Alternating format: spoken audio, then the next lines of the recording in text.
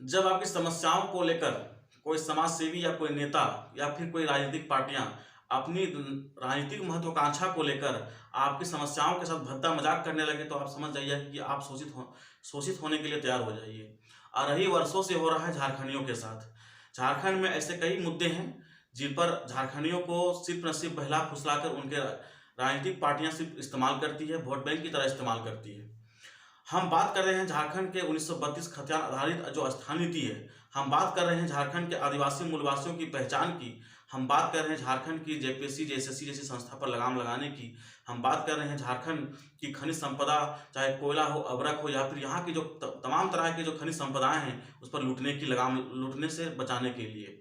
सिर्फ झारखंडियों को ऐसे बोझला फुसलाकर हम आपके हितैषी हैं, हम आपके तारणहार हैं, ऐसे शब्द को चुनावों में इस्तेमाल कर नेता सिर्फ बहला फुसला कर झारखंडियों से वोट लेते हैं। लेकिन जब झारखंडियों की हक अधिकार की जब दिलाने की बात आती है तो कहीं ना कहीं उस पर लाठियां बरसाई जाती है। हम बात कर रहे हैं झारखंड के तमाम नेता, हम किसी का पक्षपात तक नहीं कर रहे हैं। हम बात कर रहे हैं चाहे रघुवर दास की बात हो, चाहे हेमंत सोरेन की बात हो, या फिर जो भी राजनीतिक पार्टियां जो जो उभरने की कगार पर हो, जयराम महतो की बात हो। झारखंड में ऐसे कई तमाम नेता हैं जो झारखंडियों के जैसी जन भावनाओं के साथ खेलते हैं और राजनीतिक महत्वाकांक्षा को लेकर अपने कुर्सी की चाह कर लेकर झारखंड के जन भावनाओं के साथ खेलते हैं और अपनी राजनीतिक नोटियां सेकते हैं।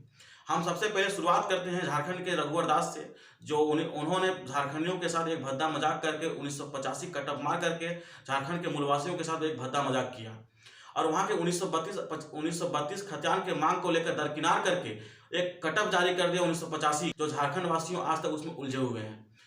उन्होंने तमाम तरह की जो हाथी उड़ाए या फिर कई योजनाओं को लेकर अपनी राजनीतिक महत्वाकांक्षाओं को लेकर कई तरह की योजनाओं लाए जो सिर्फ पार्टियों के सत्ता को, यहाँ के युवा को बर्बाद करने का एक जरिया था।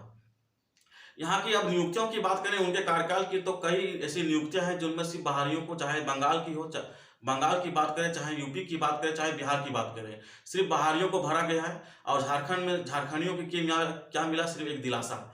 और जब उनके कार्यकाल से तरस आकर यहाँ के युवा वर्ग, यहाँ की जो आदिवासी मूलवासी, यहाँ के झारखंड वासियों ने उनके सत्ता से उतारने का काम किया, उसी सत्ता के बीच में नजर रखते हुए हेमंत सरकार ने उन्हीं जन भावनाओं को अपने तरफ पलटने का प्रयास किया और पलट भी और सफल भी हो गए।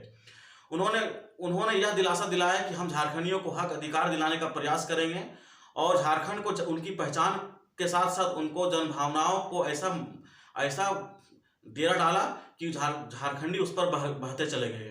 और अंतिम क्या हुआ?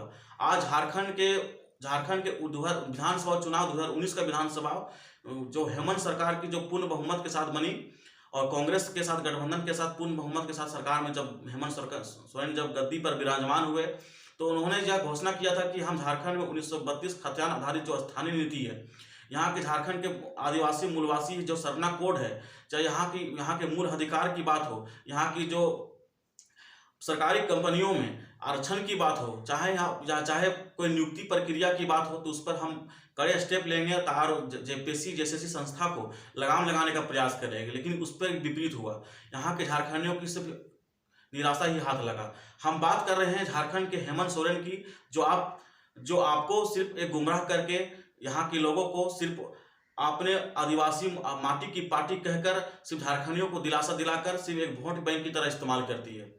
और हम इसके बाद हम जयराम महतो की बात करेंगे। हम कोई राजनीतिक पार्टियां का हम विश्लेषण भी हम मूल रूप से नहीं करेंगे, लेकिन जो सच्चाई हम सिर्फ आपके समक्ष रखेंगे। हेमंत सोरेन सिर्फ यहाँ के झारखंडियों को सिर्फ भद्दा मजाक नहीं उड़ाया, उनके जनभावनाओं के साथ खेला और यहाँ के 1932 खतियान आधारित जो स्थानीय नीति है वह कैबिनेट से पास करके विधानसभा के लिए भेजा और राज्यपाल के मोहर के साथ उन्होंने केंद्र को भेज दिया और यह भी राजनीति का भेंट चढ़ गया।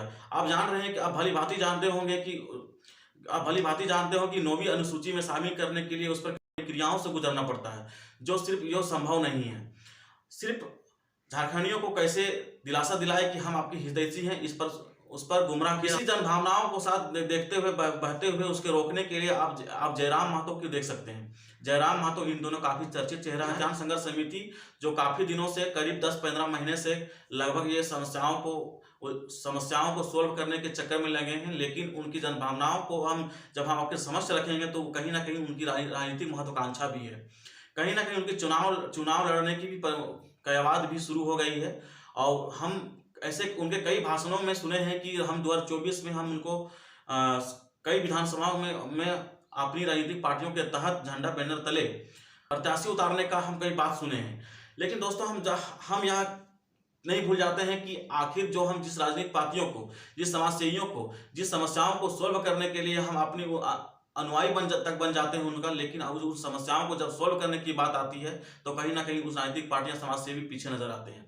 इन्हीं भावनाओं को हमको देखकर समझना होगा कि हमें हमारे लिए हितैषी कौन है और हमारे लिए क्या है। हम जयराम महतो पर हम ऐसे क्यों विश्वास कर लें वह ऐसे कौन ऐसा महत्वपूर्ण काम किए हैं जो हम उसके आने वाले राजनीतिक को हम भेंट चढ़ जाएं। हम बात कर रहे हैं जयराम महतो की, जो जयराम महतो अपनी राजनीतिक महत्वाकांक्षा को लेकर काफ़ी समय से चर्चित हैं। जो उनका कहना है कि हम झारखंड से अपने मूलवासियों को हम एक चेहरा के रूप में लाएंगे, उसके बाद 1932 खतियान यहाँ के मूलवासियों को हक अधिकार दिलाने की बात करेंगे।